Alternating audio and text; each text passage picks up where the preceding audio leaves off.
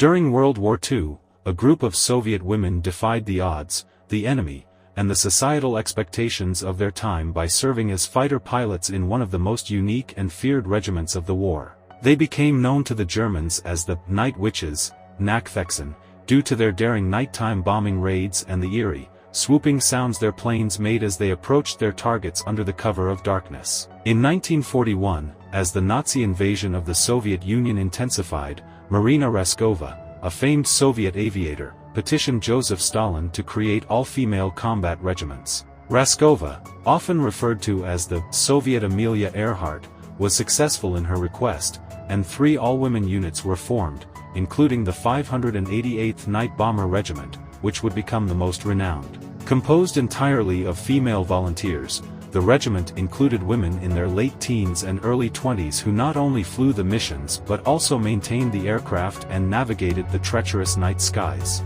These women had to overcome not just the enemy forces but also skepticism and condescension from their male counterparts, who doubted their ability to handle the rigors of combat. The Night Witches flew over 30,000 missions from 1942 to 1945, delivering more than 23,000 tons of bombs to the enemy. Their primary aircraft was the Polikarpov P-2, a rickety biplane made of wood and canvas that was originally designed as a crop duster.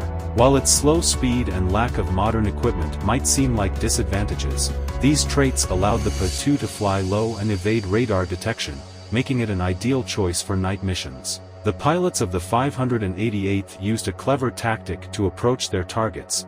They would cut their engines as they neared, gliding silently over the enemy lines before releasing their bombs. This stealthy method, combined with the sound of wind passing through the aircraft's wings, led to the Germans likening the women to witches flying on broomsticks. The name Night Witches was born, a title the Soviet women wore with pride. Despite their bravery, the Night Witches faced extreme hardships. The open cockpits of their planes left them exposed to the harsh elements, particularly the freezing temperatures of the Russian winter. The aircraft had no armor, and the pilots flew without parachutes to save weight, knowing that if they were hit, their chances of survival were slim.